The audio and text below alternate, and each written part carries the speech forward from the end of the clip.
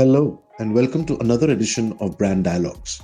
I'm Chandramouli, CEO of TRA Research, and this is where we uncover the strategies, vision, and leadership behind some of India's most influential brands that you trust, desire, and admire. Every week, we invite a remarkable guest to share their insight and expertise, as well as a very close-up view of that particular brand. Today, we are diving into the world of media with a brand that has defined storytelling for generations. I'm excited to be joined by Arjun Nohwar, SVP and Country GM India and South Asia, Warner Brothers Discovery. Discovery in India is synonymous with factual entertainment. Whether it be wildlife or it be adventure, it has been at the forefront of bringing great content to the country. Let's understand how this global media powerhouse stays ahead in such an evolving media landscape. Hi Arjun. Thank you very much for having me at the Warner Brothers Discovery's office. And it's a pleasure to have you at this interview set, what we call as Brand Dialogues. Excellent. Welcome to our office, Mauli. Thank you so much. So, you are in the business of factual entertainment. And today, facts have taken precedence over many things. You want to fact check news, you want to fact check backgrounds. It's not an easy task. Facts are very, very important. So, what's happening in that? Yeah, I think for us, it's definitely slightly more important than platforms that essentially have user-generated content, where the content is being uploaded by individuals, and therefore fact-checking is important. And whether it's done by communities at large, by community notes, or people make interventions of fact-checking, Right. that's a problem that those large platforms grapple with. For us, it's we are much more deliberate and much more careful about the content we're creating and checking those for facts, because we have that lead time. Right. And the time to do the research and working with professionals, scholars, agencies to get that done. So it's slightly two different contexts, but because we are producing beforehand, we make sure that we are thorough and as accurate as we can be with the facts. But does that become a little bit of a challenge in terms of you facing backlashes with two different groups having two different versions of their facts? Does that happen? Look, we are not here to change ideologies, right? So we are here to present an unbiased narrative of the story as we are putting it together. It's not our opinion on anything. We are not journalists either. All right, so it's a retelling of an account. But that's what is tougher, right? Being a journalist is easier right now. Yeah, but it's a retelling of a story without having a bias towards a position or the other. Right. So that's what we try to do over here. And we've got different genres that we don't just look at a particular genre, even in the factual and lifestyle space. So we have across, say, history, true crime, adventure, survival, nature, wildlife, automotive, fashion. We straddle so many different genres. So. All right. So, Arjun, that being the case, in your history in India, meaning on your time in India, how has Discoveries, because it was absolutely a new concept, like maybe you would have had some kind of, not an entire channel dedicated to such content.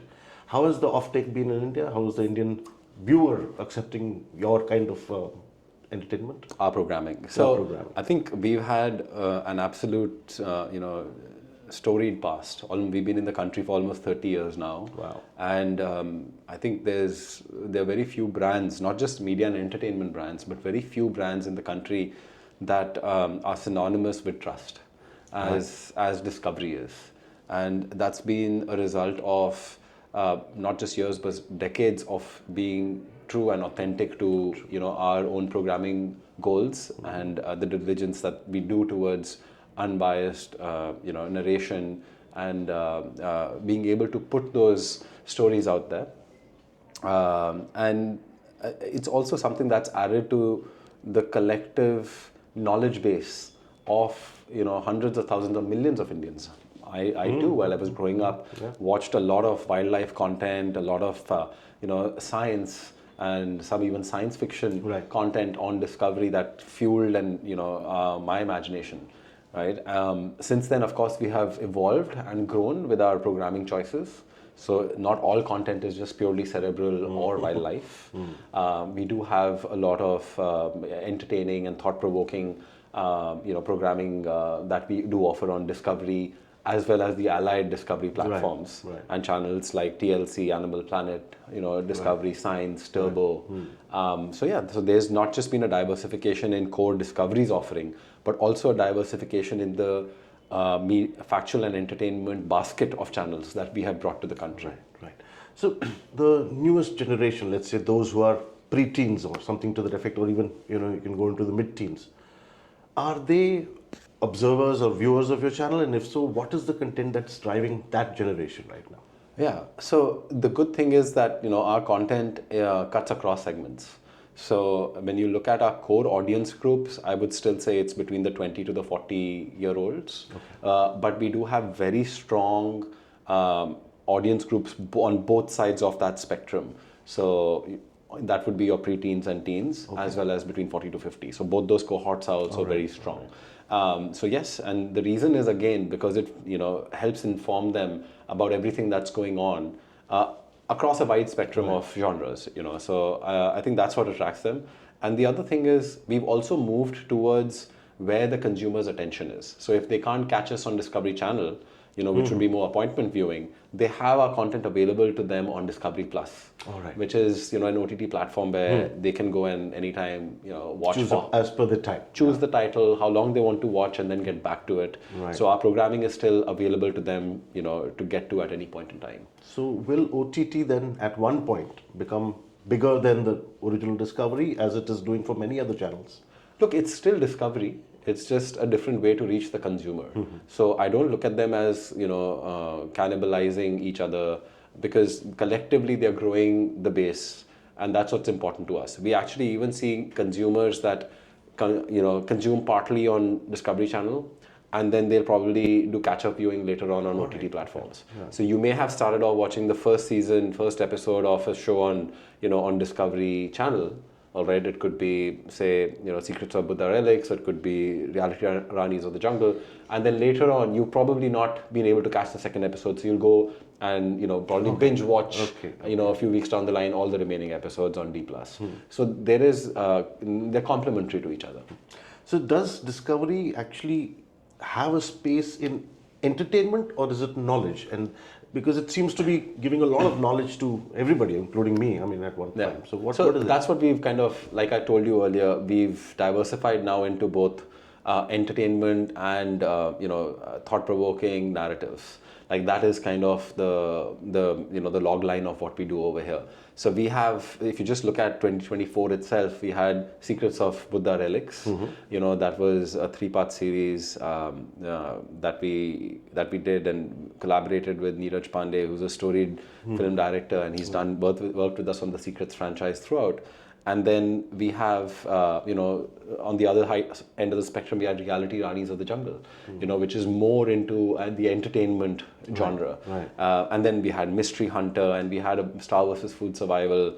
And so there's always this interesting, mix of providing content that's purely, knowledge-based.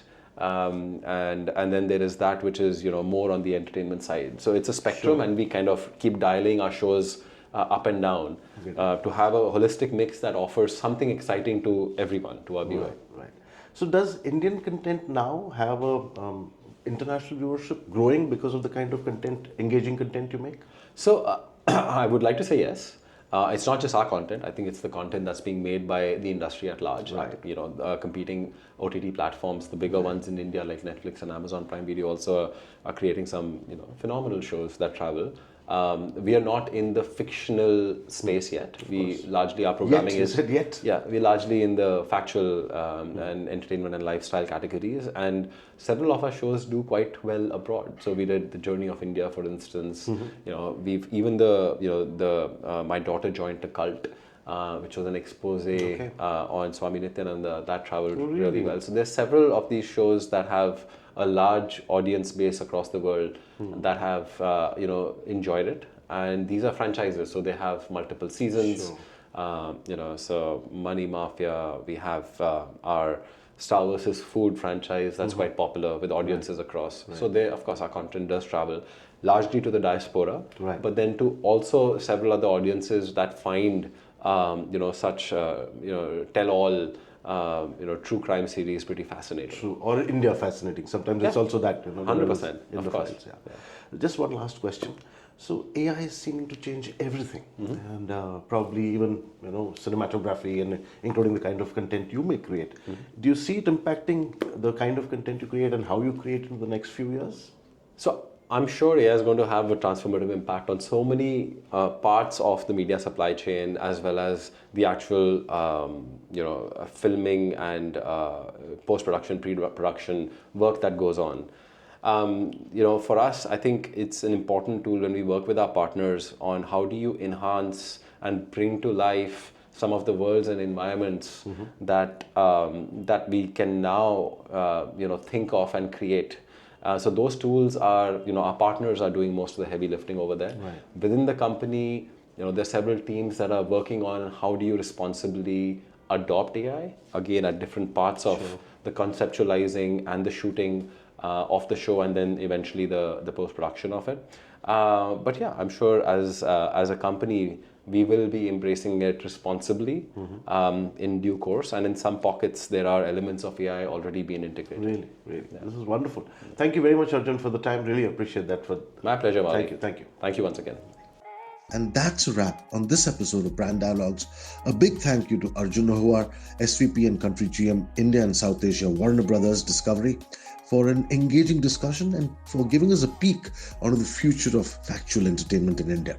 What's your biggest takeaway from this particular conversation? Do let us know in the comments below.